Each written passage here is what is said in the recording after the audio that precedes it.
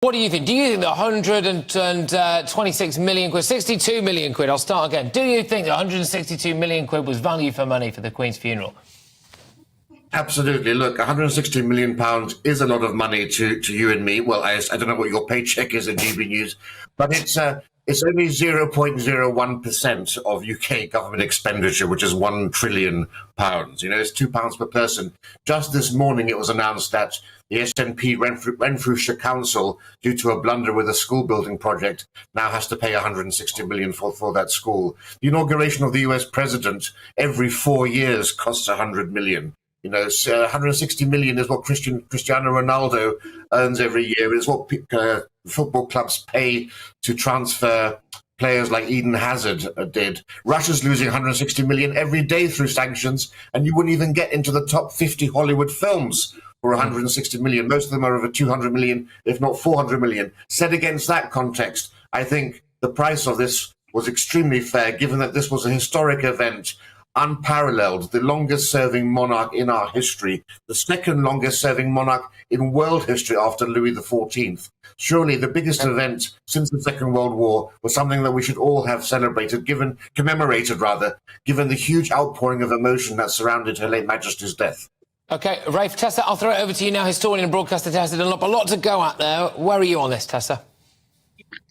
Well, contrary to your expectations, and I don't wish to disappoint you, Patrick, but I'm not going to set to with my colleague there, Rafe. Good afternoon, incidentally. I believe that on the one hand, the coronation was essential. As Macron said, she wasn't just our queen, she was the queen. It was a global event. There was a huge number of foreign dignitaries, and it was unique because of the length of her reign and because she tied us back to World War II, the Blitz, nostalgic ideas about ourselves.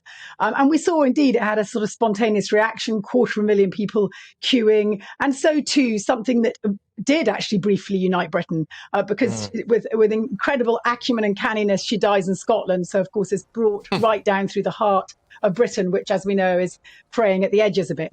So, but I would like to set this one-off cost of 162 million, which let's not pretend it isn't sizable. It is sizable. I would like to set that off against a proper interrogation of the royals' finances, because too often we say, oh, but we do pomp and ceremony like no one else. Oh, but we must do this because it's what Britain does. The coronation being another classic example. And this is some kind of cover, if you like, for interrogating the burgeoning, bloated property and financial portfolio that evades taxation in the name of Charles III, formerly in the name of Elizabeth II. And I think one shouldn't be a cover for the other. Oh, well, that's interesting. Oh, maybe we'll find a point of disagreement here then. I mean, Rafe, where are you on that then? Should actually the Queen's funeral, essentially, and the cost now, be used as a launch pad for a wider financial interrogation of the royal family? Well, no, because we're confusing two entirely different things. We're confusing the personal wealth of the royal family from what is a state occasion. The clue is in the name. It's a state funeral, just as the coronation is an integral part of our constitution, with the oath taken by the sovereign being a requirement of Parliament. So it's important that we distinguish the role of the head of state from any other aspects of finance. And here we have really the important thing about living in a monarchy is continuity and tradition, and it is through things like state funerals, through jubilees, through royal weddings and through coronations that provide, in constitutional monarchies, those very rare occasions when a nation can actually come into being. National identity and social cohesion are forged around those key milestones because, unlike republics, we don't have a national Independence Day or an annual revolution like July the 14th, Bastille Day in France, or July the 4th in America to celebrate. And of course, we must remember there's great costs involved in those annual celebrations of Bastille Day, for example. It's very rare that we have this. It's not every year. It's, once a decade, once every 15, 20 years that we have that sort of a thing. All right. Go on, Tessa. I can see you're itching to get involved here. Well, you've just done that wonderful bit of hocus pocus there by going, oh, no, but that's totally separate from the personal finances of the monarch. The point is the two aren't separate, because there's this extraordinary situation where we have our head of state, an institution of state, conflated through a personal family.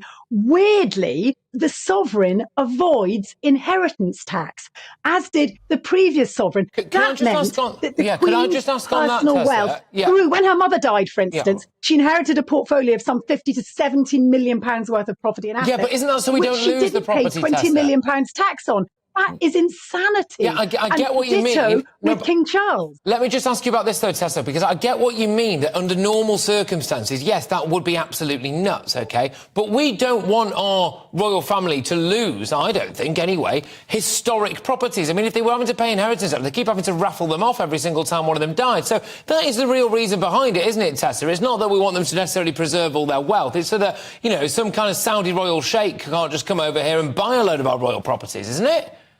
So, well, at the moment, let me tell you, Charles has sold off in the last few months a considerable number of premium racehorses, because guess what? He inherited them, not Anne, because had Anne inherited them, she would have paid tax. We're not just talking properties, but I would argue that the 24 palatial properties that come under the name of the royal family is an extensive portfolio, most of which isn't available to us to go and poke about in and enjoy as the paying public. And I just think there could be a bit of an equivalent where we pay for these wonderful state occasions, we embolden their brand, we allow them to go forth and multiply, and at some point I think they need to give back. There are just extraordinary exemptions, and actually you can strip it back.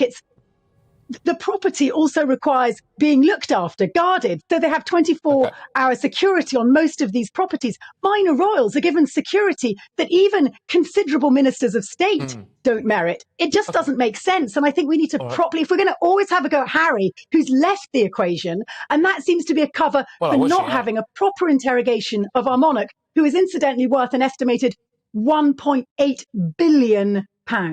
OK, right, now, Rafe, Tessa, just to drag us back a bit to the Queen's funeral, Tessa makes some good points there. On the actual Queen's funeral cost, Tessa was quite measured, so I will put up the kind of Republic argument too, which is this is an absolute shameless waste of taxpayers' money. You know, there's no way that this woman who's been leeching off the state should be, carted around the country at the taxpayers' expense for however long.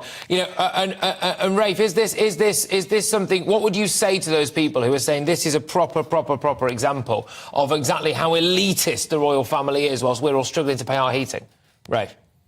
No, well, I think I covered that point in my previous response. But what I would say is, for example, let's look at the arguments that were put forward when we were making a bid for the 2012 London Olympics, which cost £9 billion. And one of the principal arguments was the exposure that it would give to brand Britain and to the UK around the world. Well, the fact was more people watched the wedding of William and Kate. More people watched the funeral of Her Late Majesty. More people watched the coronation than watched the Olympic Games for a fraction of the price. So it's certainly value for money there. But let's also remember that the monarchy doesn't cost the British taxpayers a penny, because the income that we give through the sovereign support grant is pegged to 15% of the Crown estate, which Tessa's lost it. Surrendered every year. Tessa's got her head in her hands. Don't roll that one out. Oh, they don't cost us a penny, because they don't play, Rafe, by the same rules as us. But Patrick, to go back to the idea, to go back to the idea of the Republicans are going to be losing their heads over the cost of the funeral. I have to point out the hypocrisy. I support the cost of the royal funeral, but we have to level, and I have to level it at channels like yours, the hypocrisy. On the one hand, we go, oh, Harry and Meghan, they go out there talking about acts of service while they rake it in. The royal family does the exact same. They do acts of service. Yeah, but we love the royal family. We allow them to rake it in. But this is a key point of distinction, right? And this is something I don't think is accounted for by a lot of people when they go, oh, look at the costs of various different things. Sometimes, Tessa, if you love someone in your family, you'll fork out a bit too much maybe at Christmas and birthdays because it doesn't make economic sense for you, but you do it because you love them. But if you don't, I bet you've got an uncle or a cousin or someone like that you don't care about, so you don't want to give them any money. And it's basically the same thing. Look, both of you, thank you very much. We could talk about this all day. I've had a good time. Same thing. Oh, it's the same thing. That's enough. Get them off. Right. OK.